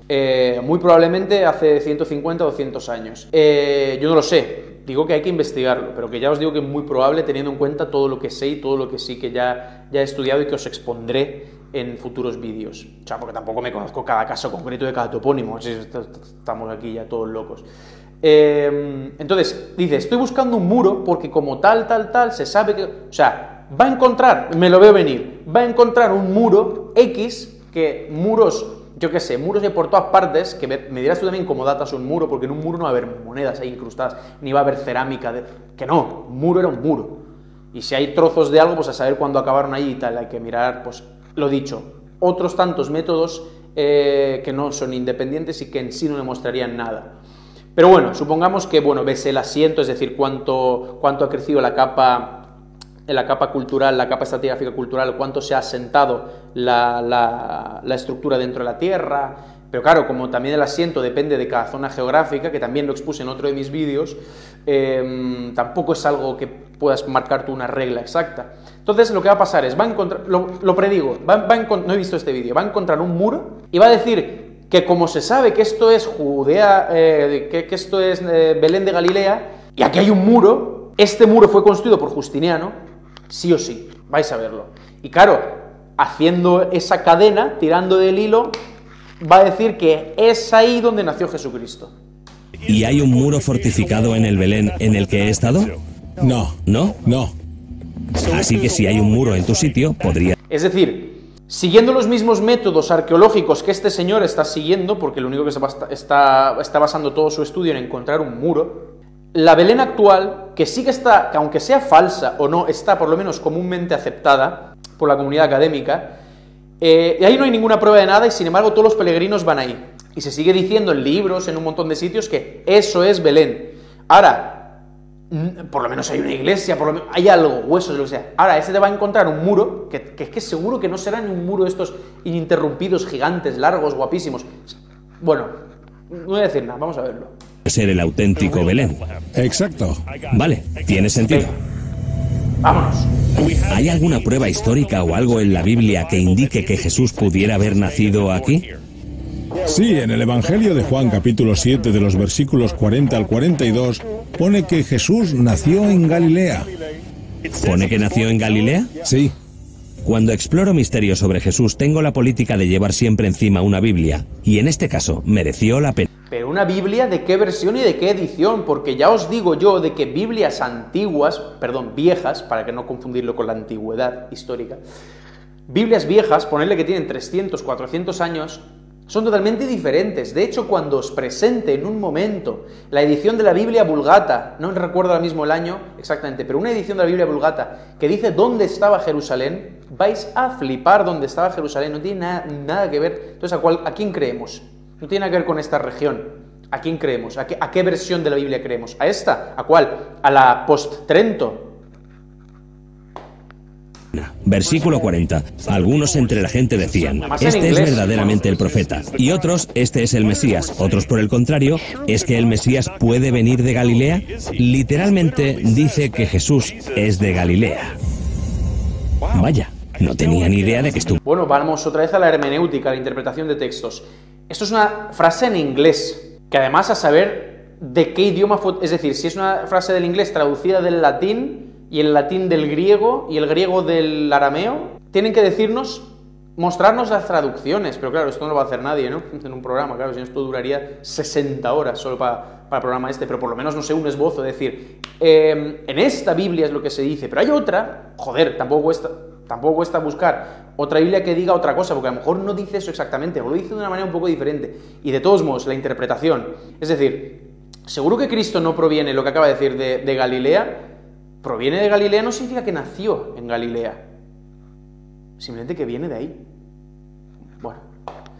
Viera en la Biblia.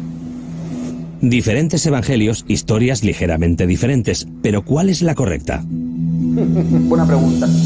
Vale, Josh, el sitio está justo debajo. ¿Aquí debajo? Sí. ¿Quién dijo que la arqueología era aburrida? Es aterradora. Bueno, porque esto realmente no es arqueología, pero bueno. En todo caso sería topografía aérea. Vale, parece que hemos terminado de escanear. Vale, volvamos a tierra firme para echar un vistazo a los datos. Vale, Josh, para aquí. Hace más de una década, Abiram excavó en esta zona y encontró los restos de una iglesia enorme de la época bizantina, que cree que fue construida sobre otro sitio importante, pero se vio obligado a rellenar la excavación para conservarla. Ahora una calle pasa por donde estaba el edificio, que cree que podría estar encima del...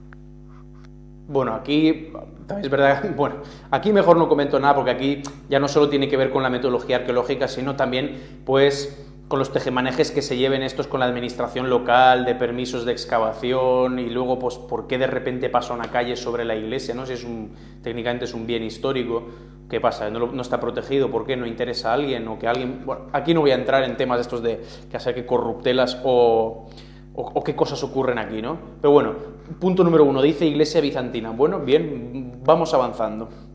Y ya veréis por qué en futuros vídeos, por qué digo vamos avanzando cuando me refiero a bizantino.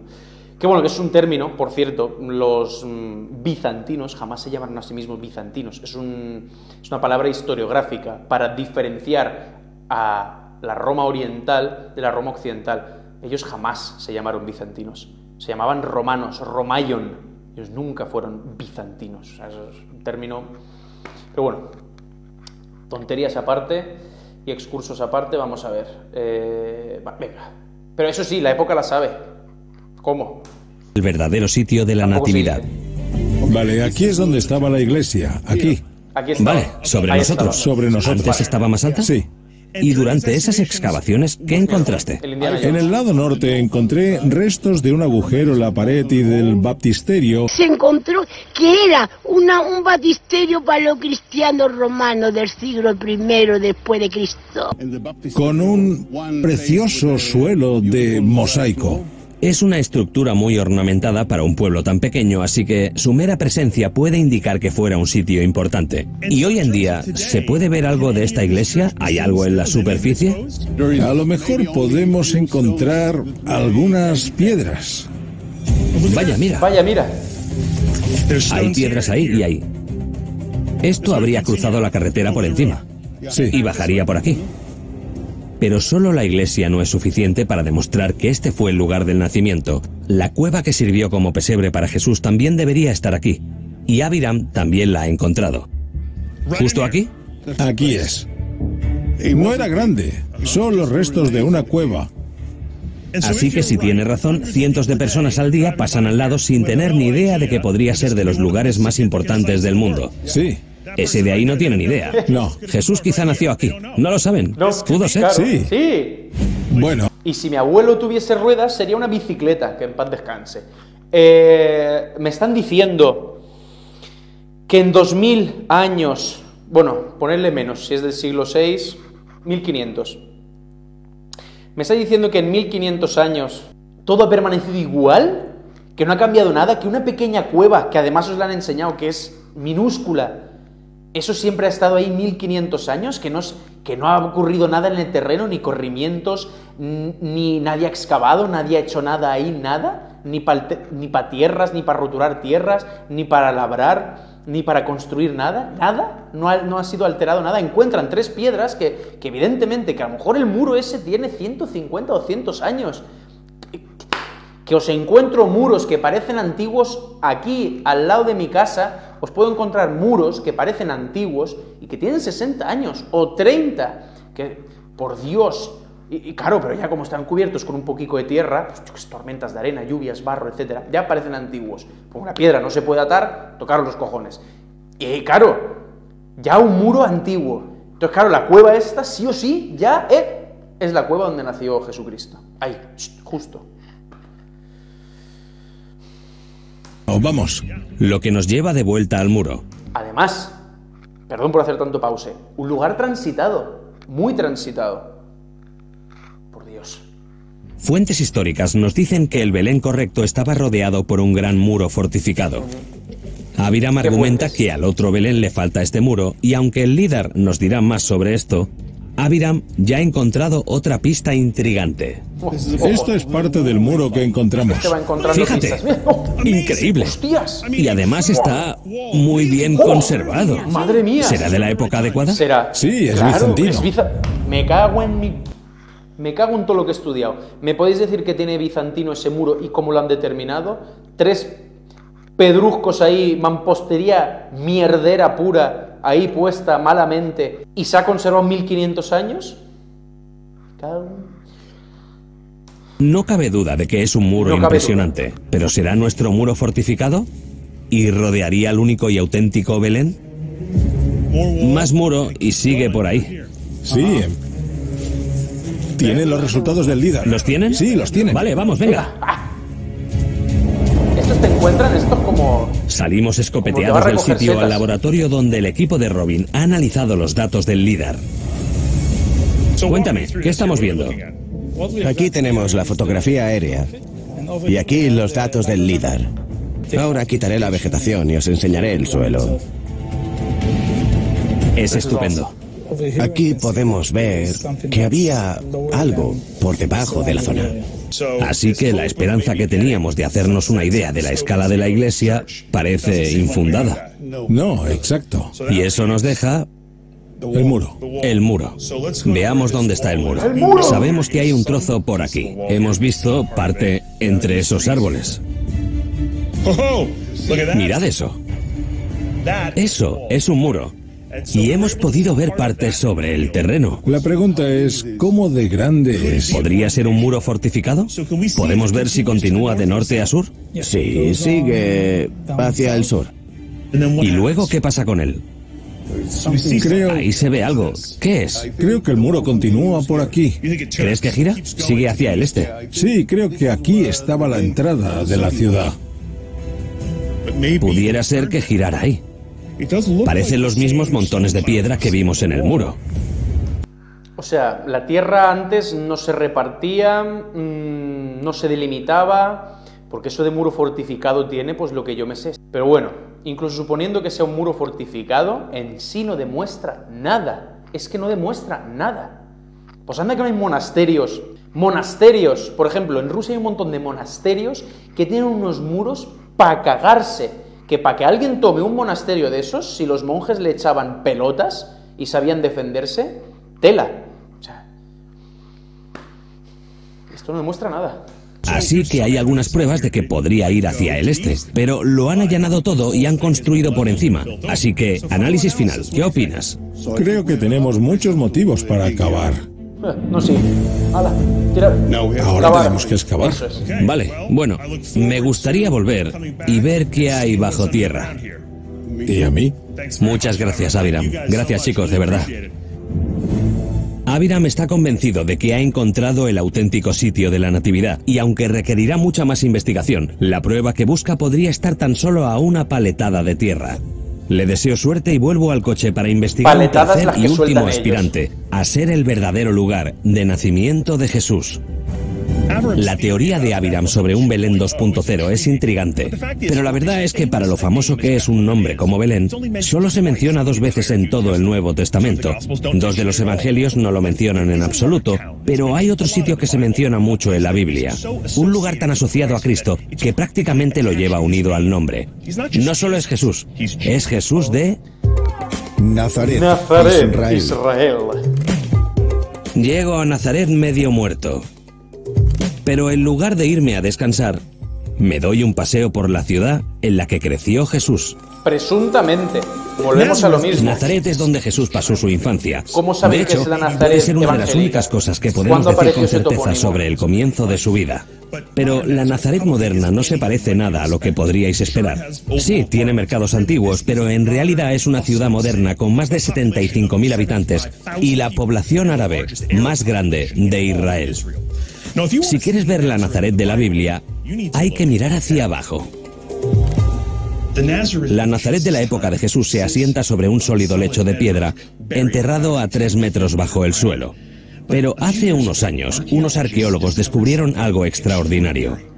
Estoy dentro de un antiguo silo, una cámara tallada en la roca que usaban para almacenar comida, y por encima, mirad. No es una vivienda cualquiera, es la primera de Nazaret que se ha excavado de la época de Jesús.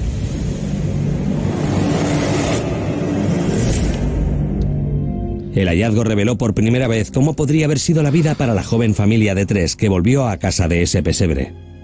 Los arqueólogos encontraron cerámica y otros artefactos, un retrato de este modesto pueblo en cuyas calles jugaba un niño muy especial. Lo que es verdaderamente increíble sobre este sitio no es su grandeza, sino su modestia. El auténtico Nazaret era un diminuto pueblo judío, probablemente 40 o 50 casas de adobe como esta. Nazaret ni aparece en un mapa en condiciones hasta 300 años después de que muriera Jesús. ¿Qué mapa? ¿Me podéis enseñar, alguien me puede enseñar un mapa que date de 300 años después de Jesús? Un mapa romano. ¿Dónde hay mapas romanos? Un mapa. ¿Qué está diciendo este señor? Que no aparece. ¿En qué mapa? ¿Qué mapa? En un pueblo tan pequeño, por lo que sabemos, el propio Jesús podría haber caminado por esta misma casa. Pero cuanto más aprendemos sobre el Nazaret histórico real, más misterios se plantean sobre el nacimiento de Jesús.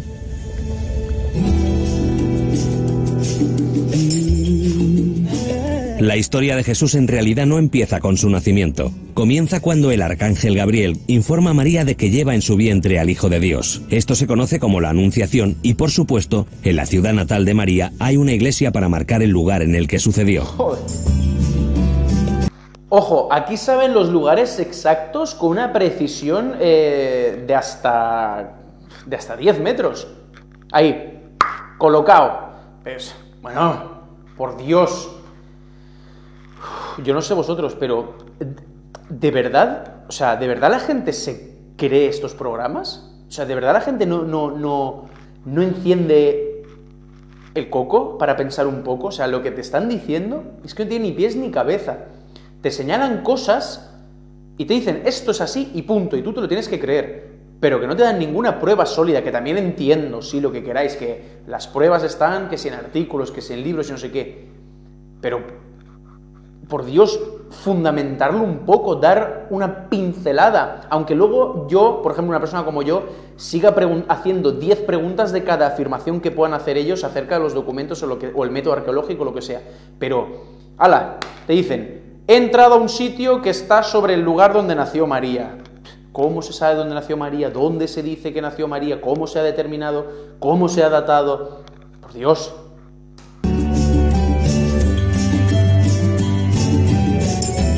La iglesia de la Anunciación fue construida hace relativamente poco, en los años 60, encima de otro de los santuarios de Helena. Dentro, como veis, se encuentran las primeras capas de la estructura, incluida la gruta en la que el arcángel Gabriel se le apareció a María.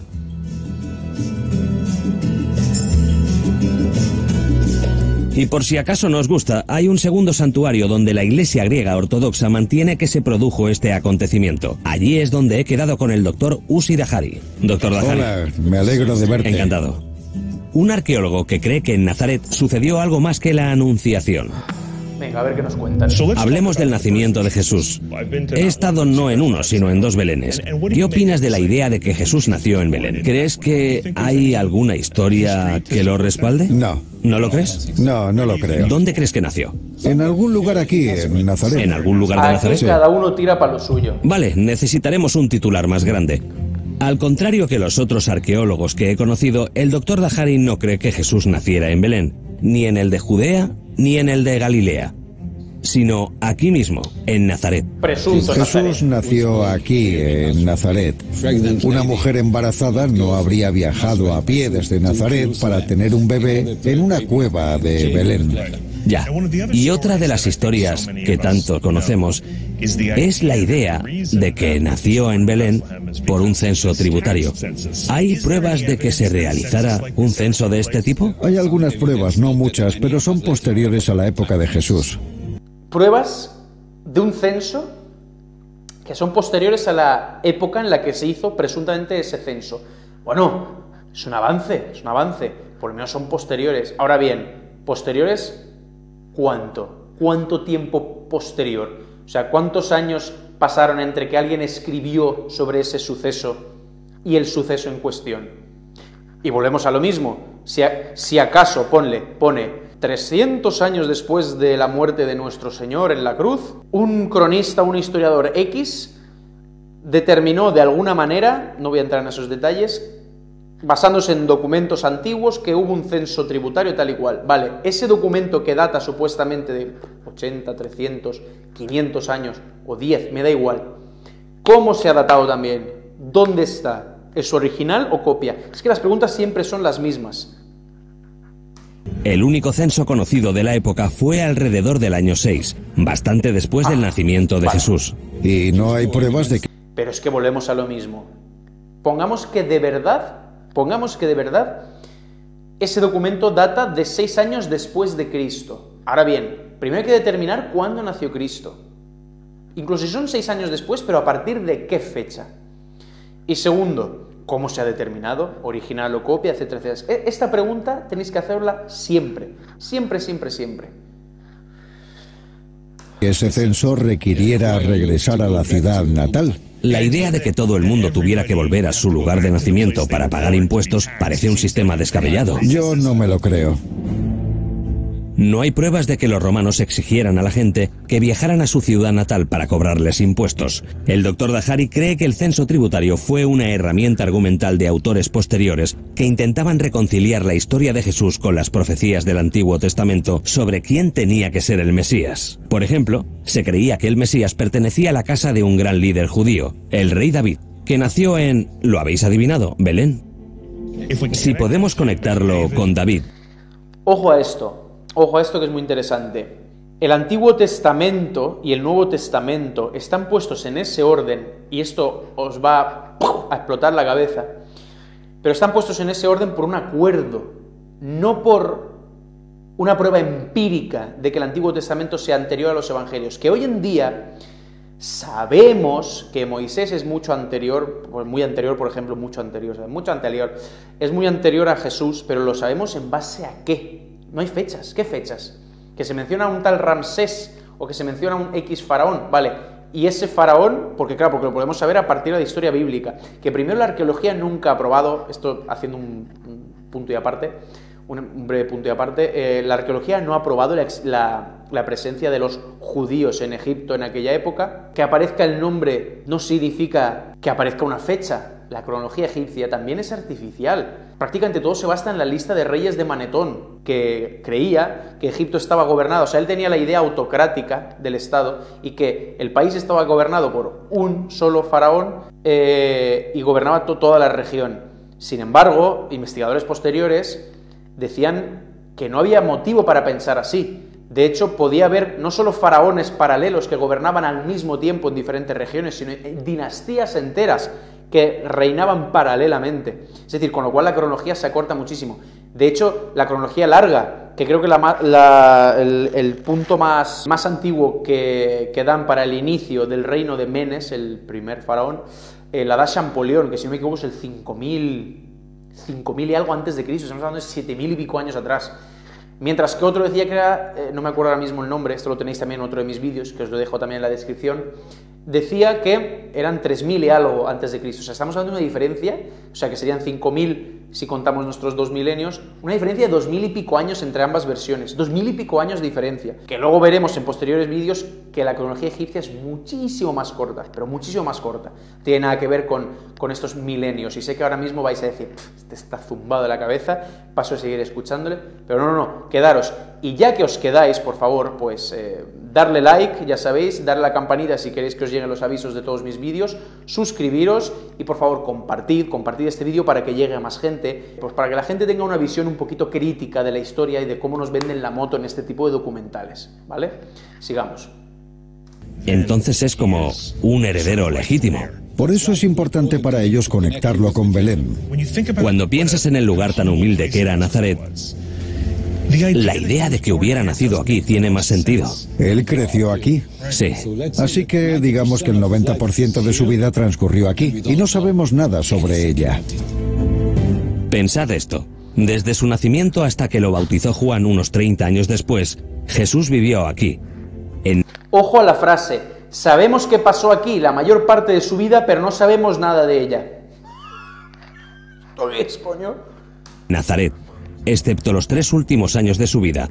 Y lo único que nos cuenta la Biblia sobre todo este periodo es una historia de la adolescencia de Jesús, cuando se pierde en un viaje a Jerusalén. Los expertos creen desde hace mucho que Jesús era carpintero porque la Biblia dice que su padre era un tectón aquí en Nazaret. Pero hay algo que queda claro al visitar Tierra Santa, es que no hay mucha madera por aquí. Además, la palabra tectón puede traducirse como cantero. Y como no hay una cantera muy activa cerca de Nazaret, algunos creen que José, y por tanto su hijo Jesús, en realidad eran canteros. Fijaros incluso en esta palabra, cómo la interpretación de un texto puede cambiar el significado incluso de una profesión, ¿no? Nos están diciendo que a la vez puede ser un carpintero que trabaja la madera y a la vez puede ser un cantero que trabaja la piedra. Fijaros en la diferenciación simplemente contextual. 2 palabras podrían referirse a algo similar, o una palabra podía ser 2 cosas totalmente distintas. Es un lenguaje antiguo, hay que comprenderlo, hay que descifrarlo.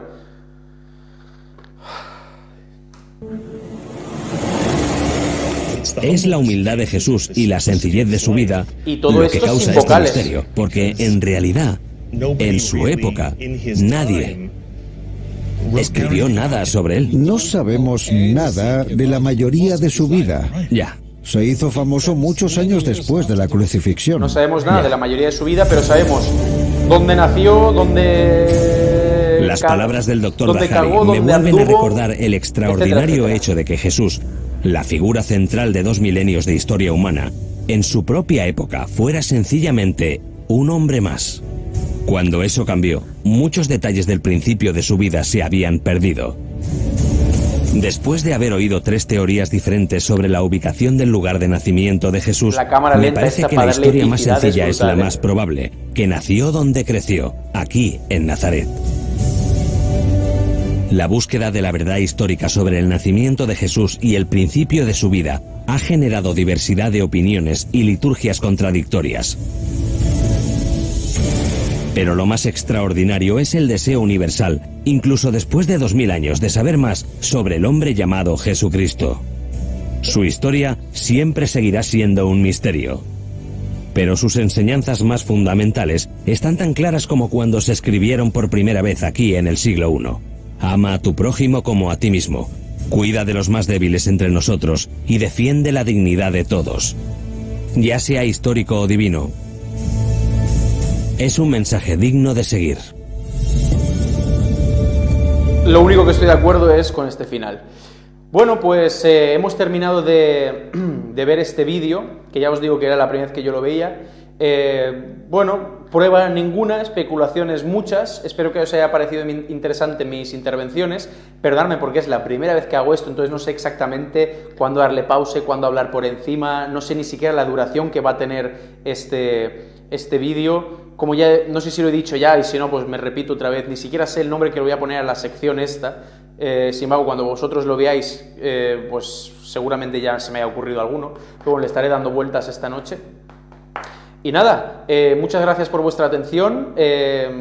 Repito, espero que os haya gustado. Si ha sido así, por favor, darle like, compartir, suscribiros, por favor, difundid este vídeo. Este formato, si os gusta, pues lo repetiré, ya sabéis, lo vuelvo a repetir también, podéis enviarme cualquier documental que pueda yo tener, que pueda descargar y que podamos ver, que pueda yo hacer una reacción de las mías. Sí he sido un poquito rápido al hablar, porque eso ha sido totalmente improvisado, no me he preparado absolutamente nada.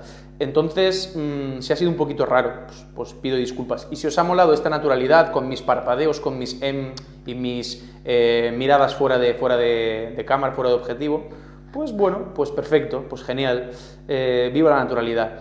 Y nada, solo queda deciros que muchísimas gracias, nos vemos en el siguiente vídeo, hasta la próxima. Si os ha gustado y parecido interesante este vídeo, dadle like, suscribiros, comentad y compartid mi canal. Y si queréis que os lleguen los avisos de mis vídeos, dadle también a la campanita.